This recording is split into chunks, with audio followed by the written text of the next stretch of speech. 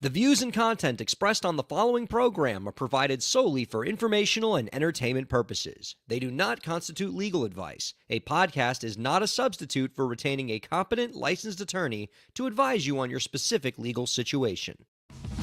Break the business, play is work and work is play. Power into creators, have fun along the way. Break the business, doing what it takes. Celebrate success and learn from the mistakes. How's it going, everybody? Welcome to the show. It is time for Break the Business, where we empower indie creators and have some fun along the way. I'm Ryan Kairalla, and it is a pleasure to have you here this week. We got ourselves a fine program, a pristine, wonderful program for you this week, viewers and listeners. We got a little something for everybody, I would say. We're going to talk about the current events. We're going to talk about the stories that are just flying through the music industry right now. We're going to be very present with the current state of the industry. But we're also forward-looking this week, viewers and listeners, particularly because of the guest that we're going to be interviewing in the second segment. We're going to be joined by musician and author Ben Neal, who wrote a book about the future of the industry and the impacts that technology has had and will continue to have on the industry. If you are interested in, if you are fascinated by the impact of, say, artificial intelligence and what it means for the music industry, what it means for the day-to-day lives of musicians, you're going to want to stick around for this interview. We're going to get deep into the weeds on it. It's going to be an absolute blast. And that's just one of the many reasons why I think we're going to have ourselves a lot of fun tonight, because we're going to be chatting with awesome people, up to and including our co-host this week. Zach Sloan is joining us. Hi, Zach. What is up, Ryan Kairalla? Zach, I would like to play a game with you to start things off. Is this like Saw? I told you, I need my fingers. I'm a guitar player. This is actually perhaps more dangerous and terrifying than Saw, than any Saw trap. However, the game is very simple. The game is called The Right Answer is Mariah Carey. If you say anything other than the right answer, you lose the game. It's very simple. I mean, it's right there in the title how you play the game. Are you ready? I think we did this last year and I lost, Ryan. Well, all the more reason to redeem yourself. Let's try it. Let's do it. Here we go. We're going to play The Right Answer is Mariah Carey. The same Mariah Carey with 19 number one Billboard hits, who second all time, only behind the Beatles with 20. The Mariah Carey that is the 5-time Grammy winner, okay? The same Mariah Carey where the first record I ever bought was actually her album Daydream, yeah. Okay, good. So it sounds like you know how to play this game. Recently, Zach, the Rock and Roll Hall of Fame announced their list of nominees for this year's Rock and Roll Hall of Fame induction. And I'm assuming a handful of these names are going to get selected, and they're all fantastic. But if I had to have you pick only one of these names to get into the Hall of Fame, who would you select? Your choices are Bad Company, The Black Crowes, 200 million albums sold, best-selling female artist of all time, Mariah Carey, Chubby Checker, Joe Cocker, Billy Idol, Joy Division, Cyndi Lauper, Mana, Oasis, Outkast, Fish, and the White Stripes. Who are you picking? Oh, God, I love the Black Crowes. But... Okay. Yes. Okay, I actually think Mariah Carey. That's how you play the game, Zach Sloan. Fantastic. And for everybody out there who's like, she's not rock and roll, the Rock and Roll Hall of Fame jumped that shark a long time ago. It doesn't matter anymore. I'm kind of surprised, actually, she's not in. I couldn't believe it either. I thought it was a misprint. I don't know how you keep her out. And now, to be fair, there are some amazing names in there. I was pretty shocked to find out, Zach, that Mana is actually the first Spanish-language rock group to get nominated for the Rock and Roll Hall of Fame. I thought there had to have been other ones. I couldn't think of any that came to mind, but that's pretty surprising to me. That's pretty wild. But as I'm thinking of, because I used to follow the Rock and Roll Hall of Fame pretty closely. I guess the closest that they probably had is Santana. He has a lot of Spanish language in his records, but Yeah. it's not on the level of Maná, right? Like, Yeah, it's not like exclusively Spanish. so yeah. All right. No, So okay, I'm fine. You got me in the Mariah Carey thing. I'll give it. thank you. See, I knew you knew how to play the game, Zach, and I feel But- like I didn't even have to tell you the title, and you'd know how to play the game. I do love the Black Crows. I do. We all do. We all do. But the name of the game is not the right answer. Is the Black Crows. It's rare. That's the right answer. we'll play that game next week. Actually, Zach, I want to bring you in on a discussion that we were having last week with Katie Zaccardi about Chappell Roan's Grammy speech. I know you haven't been living under a rock, my man. I know you have heard Chappell Roan's Grammy speech calling for better treatment of artists by record labels in the music industry, providing artists with health insurance. And I know you've probably seen the Jeff Robin editorial in the Hollywood Reporter that was very harshly critical of what I thought was a pretty basic message by Chappell Roan in that Grammy speech, but he called Chappell Roan naive for making that speech, not really knowing the industry, not being a good messenger for that message because she hasn't really put any action behind her words, even though like she just won Best New Artist, and I assume she's about to do some things with that message. What did you think of that speech, or what did you think of the editorial and the speech? And the new editorial that just came out that was written by Kay Hanley, songwriter Kay Hanley, who really took Jeff Robin to task and kind of set him straight about like how he should be perceiving artists in the industry. Let's do your last question first. So I have a specific question for Kay because she brought up something in her rebuttal that I have wondered about the recording industry since I went to law school, about the employee versus independent contractor distinction that goes on. And I would love to hear from Kay about a little bit more of her thoughts on that, because I've always had an opinion. I don't have the level of expertise that she does. So that's where my mind went to when I read her article. That is interesting. And we should just quickly mention, because that was kind of one of the crux of Jeff Robin's critique, is he was saying, well, Chappell, you shouldn't be asking record labels to provide health insurance because record labels aren't employers. They are your contractors. Like, you don't want to be an employee of a record label because that's going to be like the old Motown days, and you don't want Berry Gordy exploiting you, as if it's only those two choices, right? You're either exploited or you don't get health insurance. Yeah, and so that's my question for, and maybe we'll get to it if we have time.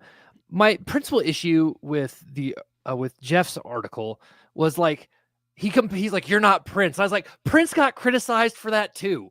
Like, so did Tom Petty. Like, I don't think, like, if you look back, because I'm a huge Prince fan.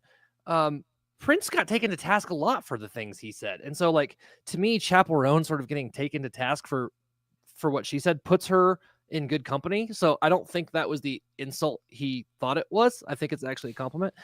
But I thought her speech, like, I found her speech honestly utterly non-objectionable. I was like, she's saying something that I think most people have known for years. Like, she wasn't like, if she blew your mind, you just weren't paying attention. She was just highlighting something that needs to be fixed. So I didn't understand why people got so mad. I was like, people have been saying this for a long time. Good on her for saying it in the stage she did, and good on her for having the guts to do it in the room with the people that she was talking to. Right? Like, she didn't hide behind a tweet. She did it while they were there. She looked them in the eye. Like, good on her. Yeah, she stared the music industry in the eye in front of millions of people around the world and took them to task. Kay Hanley actually kind of spoke to that a bit in the article, spoke to Chappell's bravery. From Kay Hanley's article, quote, "Recording artists and songwriters are not held in such high regard for their ability to follow those stupid rules or do what they're told. They're loved specifically because they don't." And she's speaking to Chappell Roan's courage there. But I don't want to speak for Kay Hanley. I would like to bring her in and get more of her perspective. So joining us here on Break the Business is Emmy and Peabody award-winning songwriter Kay Hanley to talk about the article. How are you, Kay? Good evening, Ryan and Zach. I was feverishly trying to take notes to address everything that you've been talking about so far. Oh, well, first, I'm just curious, because, as somebody who's never written anything for the Hollywood Reporter, how does an article like this come to be? Like, did you read Jeff's article and then just did you run to the Hollywood Reporter office and demand that somebody publish your editorial? Did they come to you? How does this work? I literally I texted the editor-in-chief of the Hollywood Reporter, and I was like, "Let me at him." I respect I that. believe that's exactly what you said too. So I did. Well, it was a little more expletive laden than that. But yeah, that's exactly what I did. I reached out to the Hollywood Reporter and I said, "I'm writing something. If it's any good, I'll send it to you and you can run it or not." And so I sent it, I turned it around later that day. And then Shirley Halperin sent me an edit that night. And then I edited her edit, sent it back at 9 o'clock the next morning. And it ran a half an hour later. If you had to condense what you found most frustrating about Jeff Robbins' critique of Chappell Roan's speech, I mean, what was primarily fueling your ire as you were just scribing this article? I mean, there are layers of things that I find objectionable. I mean, the tone was just absurdly aggressive, first of all. Like, there was no need for, I mean, she was so sweet on stage accepting that award. And she had her notebook with her so that she didn't like go off script. You know, she knew what she wanted to say. She'd clearly been planning it for a decade. And that's what she, you know, and like you guys said, there was just nothing objectionable about it. You know, she was incredibly classy and sweet and clear. And so for Jeff to like go on like this just scorched earth rampage against her was ridiculous. But, you know, then, I mean, opening with like Prince and Tom Petty and like those guys didn't, you know, they didn't try and like change the industry for other artists. They used their clout to change situation for themselves, you know, and there's nothing wrong with that. That's what you should do. That's a great way to use your, and it brought a lot of attention to the issue of, you know, how artists get treated in the recorded, you know, in the music business. And then to go on and say that she had no right to say it because she was inexperienced was kind of crazy, because she was on that stage doing something that hardly anyone gets to do, which is to accept a Best New Artist award. There's only one of those at the Grammys every year. This was on her second record contract. Her first record contract she signed when she was 16, and she got dropped a couple of years later. So she was like on, and a lot of people have experience with that and know how hard it is, dehumanizing, embarrassing, and just, you know, that what can make you think that you stink at writing songs or performing them, than having a major record label tell you that they no longer require your services, and then to go out and get another record deal a couple of years later and then have a worldwide smash. So she had every right to say what she said, and Jeff is out of his tits for talking the way he did. Well, So. I mean, that is one part of his article that I thought was interesting that you mentioned earlier, how he called her, you know, inexperienced and naive and not really understanding. But in the same article, he calls her inexperienced and too green, but then also says later that it's not really her place to criticize the industry because she's part of the machine now because of how famous she is. It's just like, what's the right amount of fame you're allowed to have so that you can criticize the industry? Like, what out of a scale of 1 to 10? Because you can't be too famous apparently, but you're not allowed to be not famous enough either. He didn't get enough attention as a child. That's what I think. So. Well, I am curious. I mean, you know, given how long you've been in the industry and all you've achieved and all you've seen, was part of what was motivating you to write this article any personal experience you have? Did you sort of relive any tough record label memories that found their way onto the pages as you were criticizing this editorial? Yes and no. I mean, it made me reflect on, you know, what you have to do to, you know, how much work it takes to stay in this business, and how you have to, be willing to, give up this position to take that position to, and so I made, I was one of the lucky ones. Letters to Cleo signed a record deal with Giant Records in 1994. We had a hit with Here and Now in 1995, and we never had another one. But we made, Giant Records let us make 3 records there, and we made it with the same A&R guy. No one that I know has that story. It's like there are so many things that can go wrong as you are pursuing your music career. And most of my peer, like the most talented songwriters I've ever met, like never made it out of the local clubs. They, or got, if they did get signed to a label, they got the wrong manager. Their A&R guy left. There's no protection for artists, and there's also no job that you can pursue that relies so deeply on you, feeling vulnerable, safe, and being vulnerable. And writing songs is like, it's like digging into your soul and like serving it to the world and saying, here, criticize me. It's tough, but because the rewards can be, the success stories that we see are so successful, we don't think that anybody has that the people who get there don't have any right to call attention to how difficult it was to get there. Okay, so Kay, I've been wondering this question since 2009 when or 2010, I took my first employment law class. I always had in mind, like in the back of my head, the music industry. And when I first learned about the distinction between employee and an independent contractor, and I was reading the legal definition, I went, how are recording artists not classified as employees? Because all of the criteria that ticks off of what makes an employee, I'm looking at it going, you do control these people. You own their stuff. Mm-hmm. You mentioned in your article, you said, what does Roan think the record company is? Some kind of employer? Employees don't consider money then pay in advance, aka a loan.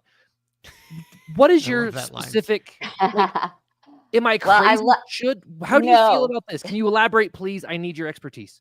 I'm so glad that you asked that. And I'm going to, at this moment, make a plug for a nonprofit that I co-founded with Michelle Lewis and Dina LaPolte 10 years ago, called Songwriters of North America, that addresses this issue for songwriters. Now, there is a difference between songwriters and recording artists, as you know. Songwriters actually are independent contractors, and that is why we can't unionize, because we don't have an employer. We are basically freelancers there's an argument to be made that if you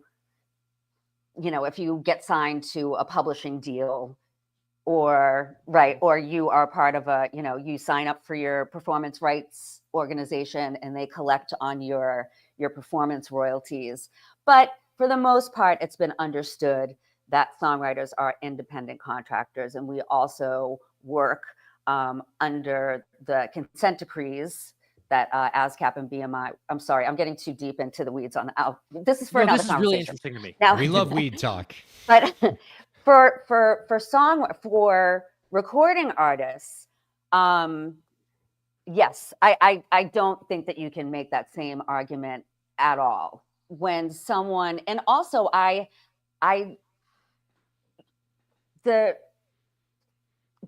just, there's a million directions to take with this conversation, but are recording artists employees of record labels when they go under contract? I would say yes. Cool. Is that good? Should they be? But employees in the same way that like contract employees are employees of, you're under contract for a certain amount of time. It's funny though, because like they can end the contract whenever they want, but you can't. So, right. And there's also, I mean, they break that understanding like right out of the gate. The investment that they're making in you is like it's all take backsies because it's like, oh, we're giving you $250,000, but we want it back. And then when we pay for things, we want you to pay us back out of the 9 points that you get on your on the back end of your album sales. So the record label takes 80, 89, 90% of the royalties on album sales, and the recording artist has to pay back their expenses, the record label's expenses, out of the 10 points that the recording artist gets. So the whole thing is pretty fakakta. It's all very messed up. But it's, this is, it's interesting. I never questioned this when I was I was like, oh, well, that's just the way it is. And everyone's always just like, oh, that's just the way it is. And because it's just been in place, the rules have been dictated by, not by the artists. The artists have never banded together to use their leverage to make any changes. But it could be argued that the labels have been in collusion to like say what is boilerplate for, what is the industry standard for a record contract for an artist, and what they have to give up in order to become signed to your label.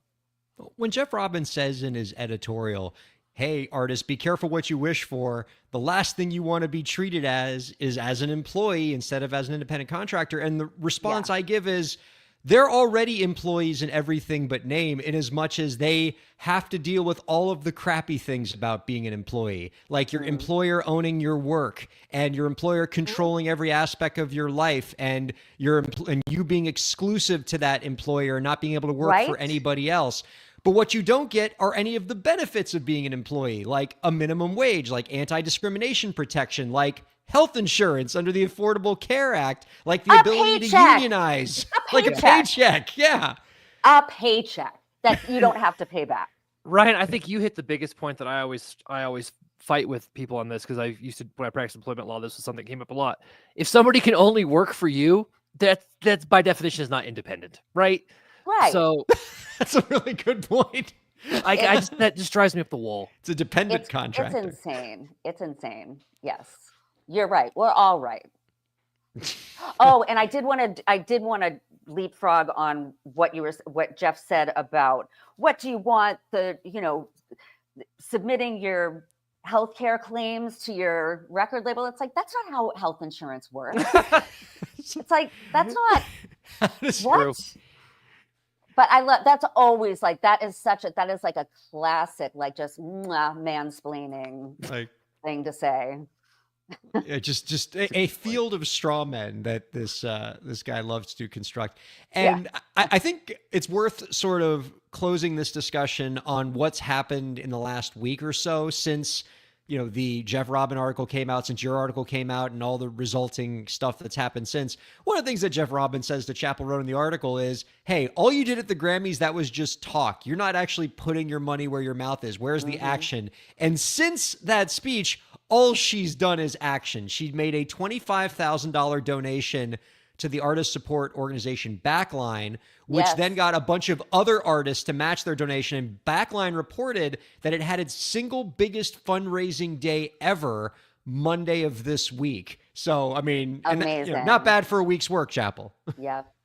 Amazing. And the Backline Foundation, so the Sona Foundation, which creates, the Sona proper set up the Sona Foundation, which is our sister C3 charity. And we provide these kinds of services for songwriters in the areas of mental health, financial wellness, and career development.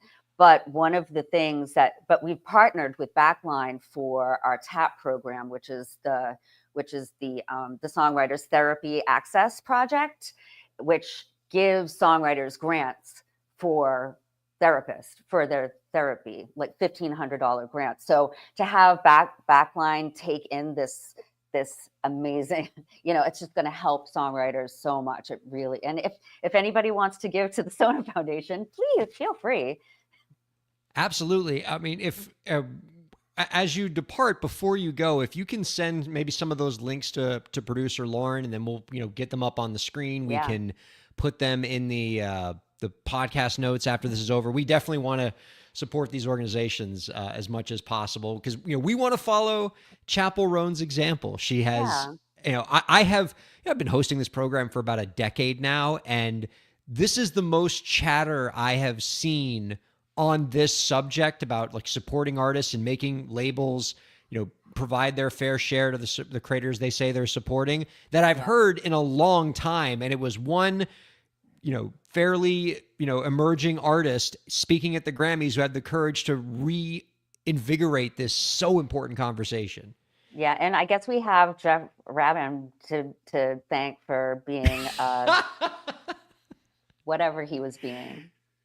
Oh my God. If he winds up, because he was trying to like protect the record labels. If he winds up like bringing about Who this wants to protect revolution the in record music, labels? Like Jeff Robin does. why? Like, Dude is in the tank. oh my God. It's like I can't think of a villain less worthy. It's like it's not like who? Oh my Wait, God. you It's don't just think so the record labels confusing. have like a sympathetic origin story? I mean, You made Kay Hanley laugh. that's pretty it's pretty amazing to think that he just like left it all out on the field for the major record labels. What- Like why? What a cause to cape up for. Oh. Oh Yeah. boy. It's actually a really Like, good point. I hadn't thought about this is the thing that he just was willing to get himself dunked on Twitter over, like, not for world hunger No. or like I muscular honestly- dystrophy or anything. Like, nope, record labels. This is what I need to destroy my career over. my hill.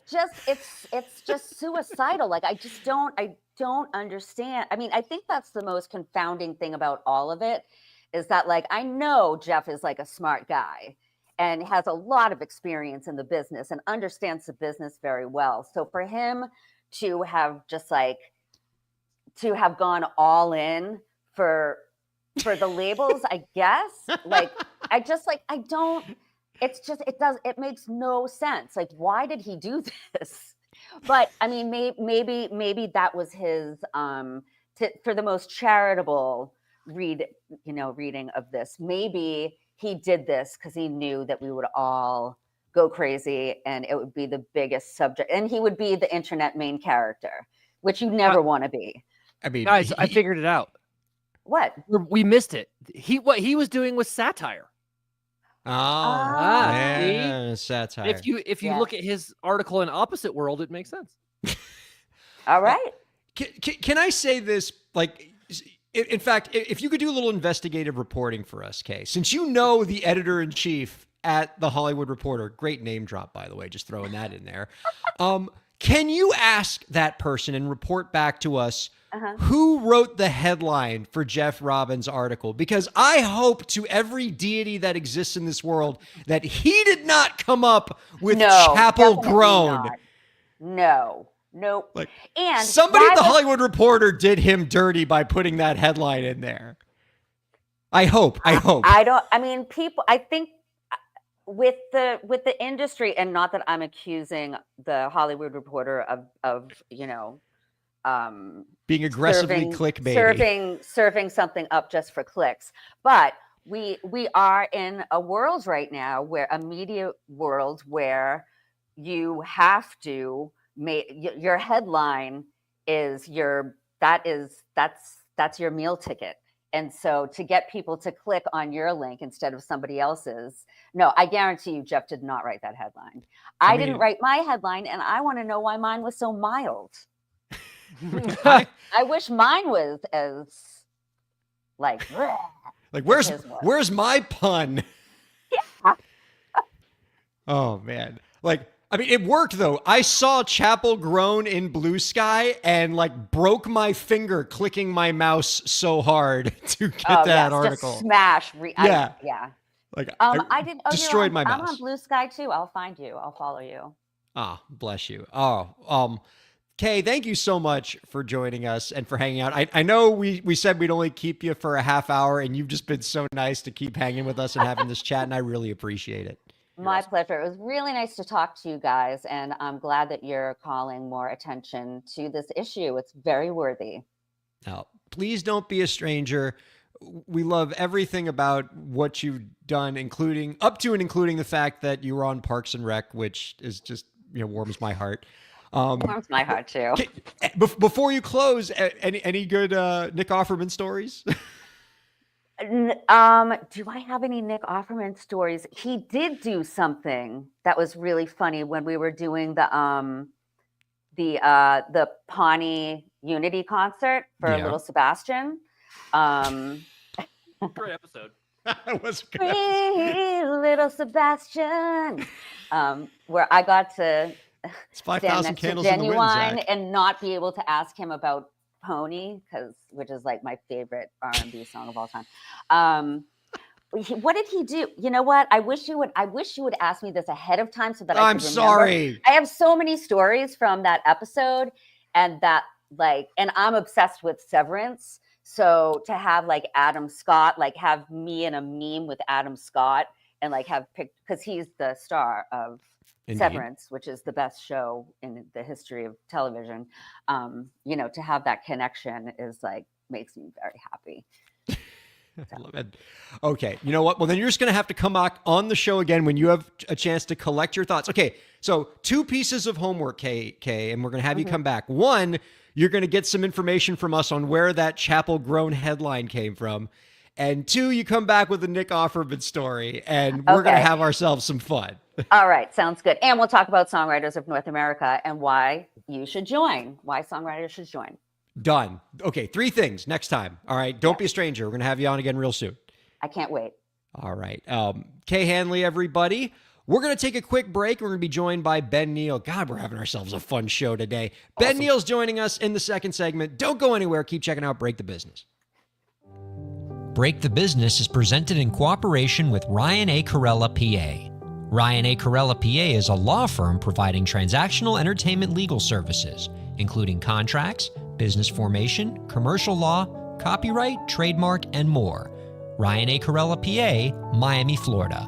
rkpalaw.com.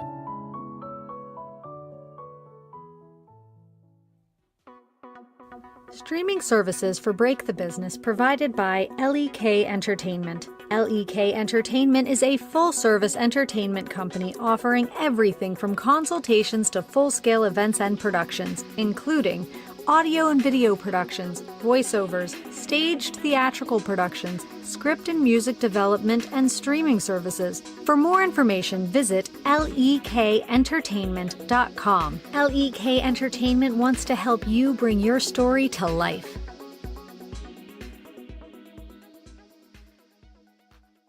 Thanks for supporting Break the Business. If you have a question or topic that you want us to discuss, email us at breakthebusiness@gmail.com. You can follow the host, that's me, on Twitter at Ryan Kair, and you can follow the show at the BTB Podcast. Be sure to subscribe to the show on Twitch, YouTube, and Facebook, and on all major podcast platforms. And now, let's get back to the show.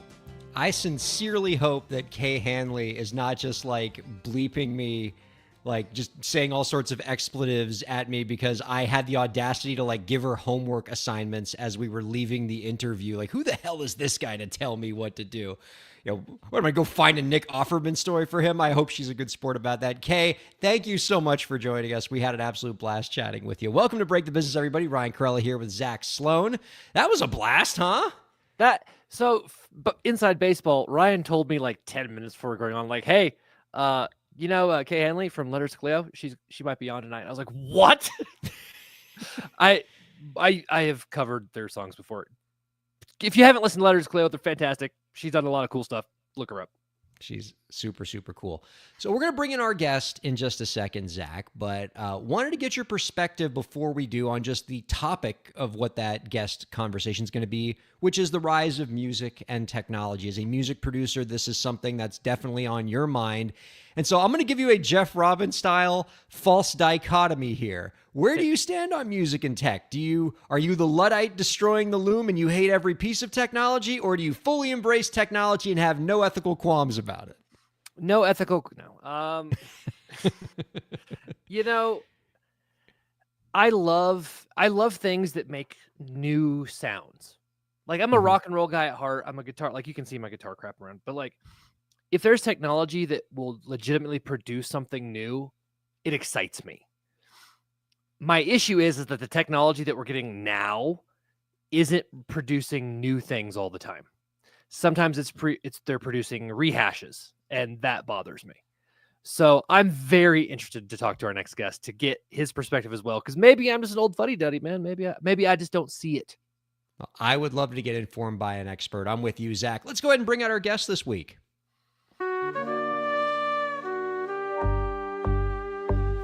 From the lab to the stage, he's got the future in his hands. Mixing sounds with the code, creating new soundscapes and lands. Welcome Ben Neal to the Break the Business Show. Tech and music on the rise, watch creativity grow. Our guest this week is a musician, music technologist, and the author of the new book, Diffusing Music, Trajectories of Sonic Democratization, which explores the role that technology is playing today in the making, production, performance, and distribution of music, and making music more accessible and democratized. You can find out more about our guest's work by visiting benneal.com. We are happy to welcome Ben Neal on To Break the Business. Hi, Ben. Hey, how's it going? Nice to meet you. Nice to meet you as well, sir. I want to dig into your book. I want you to tell us whether we should be thrilled about music and technology or just completely and utterly terrified by it. But before we get into that, I need to talk to you, sir, about the coolest piece of musical equipment I have ever seen that I've had the pleasure of getting to know this past week. The mutant trumpet. Yeah. Zach, have you seen this beautiful, terrifying, amazing creation? So you listeners know I love to do my guest research, and I spent more time than I'm proud of just looking at pictures of your trumpet. Tell me about this. This is amazing. I'm very flattered. Oh, that's great. That's great. Well, it's been really a lifelong project. I started it up back in the 80s, and it was kind of a goof at first. I had just been fooling around with sticking different bells onto a trumpet. I was a classical trumpet player originally, and it turned into a whole artistic project. I worked with Robert Moog on the first processing system, which is actually sitting right here behind me, a modular system that he put together with a pitch to voltage converter, pre-MIDI. And over the years, it just evolved. It has 3 bells, so I'm able to switch between these 3 different bells, and I use different mutes. So I'm able to switch the timbres, similar to a filter on a synthesizer. So really one of the basic concepts of the instrument is that it's an acoustic instrument that kind of emulates electronic sounds, but then it's also integrated with electronics. And over the years, I just continued to develop it. I particularly worked a lot at this electronic music studio in Amsterdam called Stime. And in the 90s, I really was able to make it fully computer interactive. And now I'm on the 4th version of it, and it has pitch sensing so that my notes and dynamics are picked up for MIDI control, 28 onboard controllers with joysticks, distance sensors, switches, variety of pots. And so it's a hybrid acoustic electronic instrument. But for me, one of the things that's always been really crucial is to maintain the original acoustic element of it. It is not a pure electronic instrument. It's really about integrating the acoustic and electronic worlds. That was my vision, and I'm just continuing to explore it. I encourage our viewers and listeners to go find a YouTube video or just anything online of the Mutant Trumpet. I saw a YouTube video of Ben playing it and demoing it, and I could not pick my jaw up off the floor. It was just awesome. Like just great to hear. Oh, producer Lauren's got a Mutant Trumpet there. Look at that there thing. It is. Yeah. I mean, it's got buttons and knobs and switches. And I mean, what version of the Mutant Trumpet is that? Because I only see two bells on it. No, there's a third one. It's kind of tucked behind there. It's a little small piccolo trumpet bell, which is actually on a slide. So it's on a piece of a trombone slide. So I also have the capability of doing a smooth glissando. And you see there's a pickup in the mouthpiece that's used for getting the sound for pitch sensing. And then one of the other things that I'm really interested in doing that I've been working on for a long time is I also control video with it. So in my performances, I use interactive video so that my notes and controllers are also dynamically changing video imagery. So, yeah. Zach, how can That's artists my baby. How can artists be afraid of technology? There's nothing to be afraid of. It brings us the Mutant Trumpet. Like technology is a beautiful thing. But that's what I was saying. I love tech that is doing something new. And that, holy crap, is so... Like, I had looked at pictures and watched a little video of it, but I didn't realize all the capabilities you built into that. This is not like an electric guitar. This is a acoustic trumpet with all this additional functionality.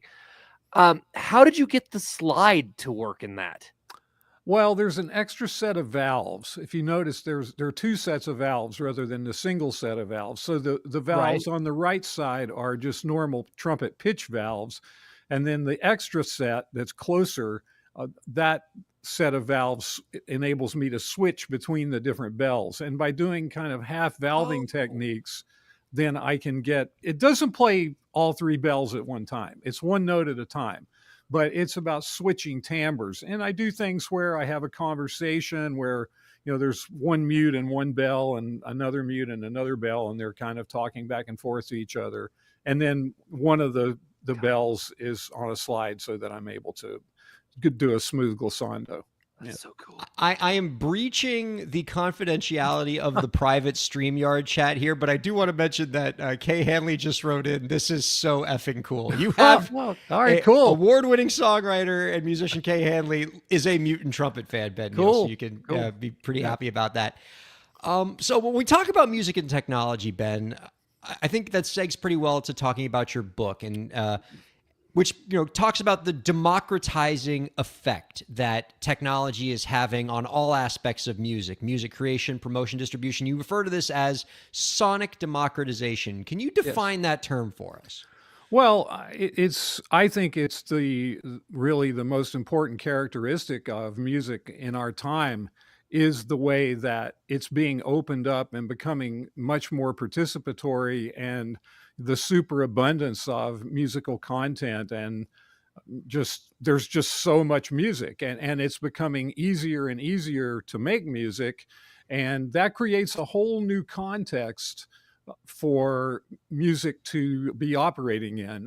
One of my favorite books that I discuss in my book is David Byrne's book, How Music Works, and he talks about how the environment of any musical period helps to define what the music is. Well, now we're in a period where virtually everybody can make music. And so that really changes the whole nature of the art form. And I felt compelled to write this book based on my own career. And also I wanted to try to put this phenomenon into a historical context, because I don't see this as just being an aberration that happens because of AI and new technologies. I see it as really a trajectory that has been in the works for decades, and that in a sense was inevitable that we were going to end up here. But it has a lot of pros and cons, and I try to look at both sides of the picture. But I think we have to be very honest about the fact that this is the new world that we're living in. And I don't think you put the genie back in the bottle once these technologies are unleashed. I think we've learned that lesson. I mean, should artists be terrified by this technology, particularly with respect to AI? Because I'm I'm a little surprised by the pace at which AI and music creation is growing, like how fast this technology is learning. I remember a year ago on this show, Ben, we were making fun of how terrible some of these AI generated songs were. There was this group of people who created a AI artist called Anna Indiana, and it was like this really just clunky sounding artist. The lyrics weren't very good, and we were all mocking it. And in the span of a year, we get platforms like Suno, which actually just created that intro song for you that came in, that it doesn't Okay. write a song as good as Ed Sheeran, but it writes a better song than Ryan Kairalla, which was not the case a year ago. And, I'm wondering, given that pace and how quickly and exponentially this software is improving, is there a place for humans in this? Well, I don't think the humans are going to go away. And I think if we try to look at it in a historical perspective, every technology that has been introduced in music in the last 100 years has been met with fear and resistance. Going back to John Philip Sousa and recordings, he said it's going to kill music, like nobody's going to play music anymore, and up through radio, and ASCAP going on strike when the music was being played on radio, and then drum machines and sampling. And to me, I think people will be able to still use the technology, the AI technologies, as a partner. That I know Holly Herndon, is an artist who I talk about in my book. She's one of the people who has, I think, really done some of the most innovative things with this. And she's talked about that what artificial intelligence really is collective intelligence. So it's basically, what I find interesting about some of the AI stuff is some of these plugins where I can go in and, let's say I have a drum machine that will improvise. And then as it improvises, I can say, oh, I like what you just did. And then it becomes something that is more personal to me. Those are the kinds of things that I'm interested in. And I think you could compare it to sampling. I mean, if you just drop somebody's whole song into your song, well, okay, yeah, that's not very interesting, and it creates all kinds of legal problems. But sampling just got folded into human creativity, and I think this is going to happen in the same way. I mean, it's more powerful. There's no doubt about it. But I don't think it's the end of human creativity. Well, and in your career, I mean, you've seen some major changes, right? Just like Oh, yeah. looking, like how does where we are now rank in your opinion to the major changes you've seen in the past? Well, again, I really, and what I try to trace in my book is that I feel like this has been kind of an inevitability. I mean, there have been so many different musical movements in my lifetime that have been really focused on this idea of breaking down the idea of that the only person that could be a viable musician is an expert. You go back to punk rock. I mean, that was certainly, and that's where I really kind of got my start as a creative musician, was in the punk new wave scene in Northeast Ohio. The whole DJ culture of, people that didn't have any kind of musical, really traditional training or anything, but completely revolutionized music. And, so I see this as just being the next phase of something that I've seen over and over again. And from the beginning of my career, I looked at these technologies and I thought, yeah, I really want to take what I have learned as a traditional musician and blend it with that and try to be a leader and set the standard for some of these things. And I think that's where we're at right now, is that all of this stuff is very new. So I actually think it's important for musicians to get in there and start seeing what it can do and setting up the paradigms that other people will follow. Well, and then how do you balance, like, I guess the thing that I've constantly struggled with as a musician myself and talking to my musician friends is like, how do you balance this like need to be informed and be up to date with all these things and still manage your own personal creative output? Is there a magic sauce to that? What's been in your experience? Well, I mean, there's just so much. I mean, nobody's going to be able to absorb everything. I think everybody just has to, come up with their own path. I mean, at this point, I kind of have my own bespoke system that I'm using, but I'm checking out new plugins all the time, and seeing what they're doing. But a lot of what the book is about, and some of this grew out of the fact that I was a music professor. You're a professor, right, Ryan? I dabble. You dabble, yeah. No, I taught in a music production and music industry program for a long time, and all of my students were none of my students came out of a traditional background, musical background. So I try to look at all these different tools that are coming out that are, that you don't really need any kind of skill to use them, and I'm not necessarily using them that much, but I think it's revolutionary, and we have to look at that as being the new environment. And I guess what I really see the artists of the future kind of doing is coming up with ways to, in a sense, shape or channel all of this creativity out there, because I don't think it's going to slow down. I think more and more music is going to be produced. There's 120,000 songs a day being released now. It's probably going to, go up even more. And so we have to look at that and learn to function within this new kind of super abundant musical world. And that's why I wrote this book, because I felt like it was important to talk about this from a perspective of someone who has been in the field for a long time. Because I think a lot of people in my position and my age are looking at it with terror, so.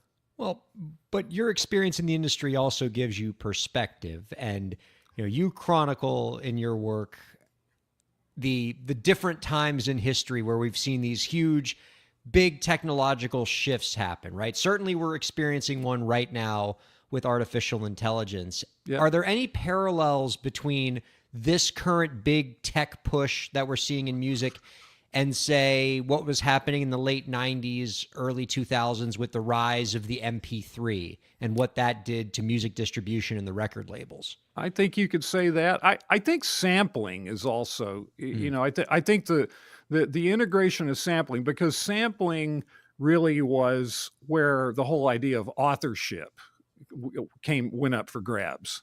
And I think that's what's really troubling with AI is all the questions of authorship, that it brings up. But I mean, I like to also look at the even bigger picture and, thinking about, if you look at digital technology, if you look at the internet, and of course, artificial intelligence as being the newest thing, I mean, many scholars have talked about this as really being parallel to the printing press. And if you think of the way the printing press changed human consciousness, I mean, it took a long time for it to really fully have its impact. And I do believe that by giving everyone the power to publish, which we've done now, that we have created this whole new world that we're just barely scratching the surface of. Like we don't have any idea like how this whole thing is ultimately going to play out yet. And with things like, I was just reading John Cage's last book a couple of days ago, and where he was saying that people aren't going to work anymore. I mean, machines are going to be doing all the work, so people will just be able to create. And I think that's kind of already happening in a lot of ways when you look at the abundance of music and how music is becoming more and more participatory. So I think we have to look at that, and we have to create for that environment, which means more collaboration, more emphasis on collective creativity, and less thinking about the brilliant individual genius that's going to change the world with a song. Well, if that era is, if we're shifting away from that era, and music creation is becoming more democratized, more something that everybody is able to do, how does any individual person make a living at this? Well, that's always a question that comes up, and I think one of the ways that you do that is through setting up different kinds of collectives. Again, Holly Herndon is a person who's saying this. There's this thing called distributed autonomous organizations, DAOs, Yeah. which are collectives where that people can. I mean, I'm not an expert on them, but it's a kind of thing where it's kind of like a subscription where people can kind of buy into this thing. And, Holly's come up with ways where people can use her voice in their compositions, in their recordings, and then she gets some kind of monetization from it. So I think there'll be all kinds of new creative ways that artists will have to come up with to be able to monetize in this new climate. I mean, I think one of the other things is, and it's one of the things that I've emphasized a lot in my teaching and on the music technology is basically coming up with new technologies. And that's something that I'm actually considering myself. I'm thinking about possibly starting to market some of these plugins that I've developed myself. It's something that I've never done before. People have always asked me, "Oh, do you want to sell the Mutant Trumpet or something?" But now I actually feel like I've got something that I might be able to distribute in that way. And that could be another way that artists become, have another income stream. I mean, people already have to have a lot of income streams, obviously, but. Well, and how does all of this balance with the notion of artistic integrity? How do you do all of these things, make the money, utilize the technology, not inadvertently rip someone off, make music that am I making sense here? Yeah. I mean, I just think, well, integrity. I mean, what is integrity? I think, Eno talks about the whole shift from genius to genius, and I think, that if you we like to look at history and at the arts as being dominated by these brilliant individual geniuses. But what he points out is that they almost always are functioning in some kind of social scene, some kind of collective. And I think that is going to become more and more the norm. So integrity, to me, it's that feels like an individual kind of statement, but maybe integrity becomes more of, again, a collective type of concept, which is something that we haven't really experienced in Western art since the Renaissance. Our guest has been Ben Neal. His new book, Diffusing Music, Trajectories of Sonic Democratization, is definitely worth checking out. You can find out more about our guest's work by visiting benneal.com. Ben, this has been really thought-provoking stuff. I wasn't sure if I was going to leave this interview reassured or terrified by technology, and it's kind of a little bit of both, and it's making me feel weird things in my stomach, but that's quite all right, because it's been a real blast chatting with you. Before we let you go, sir, we got one last question for you. Yeah. Do you have any last tips for the indie creators out there to help them move their careers forward? The thing I would always say is and it's something that I came into contact with later on in my career, is this whole music cognition field, which basically one of the fundamental tenets of it is you want to always do something in your music that people don't expect. And Derek Thompson's concept that he puts out in Hitmakers called Maya, most advanced yet acceptable.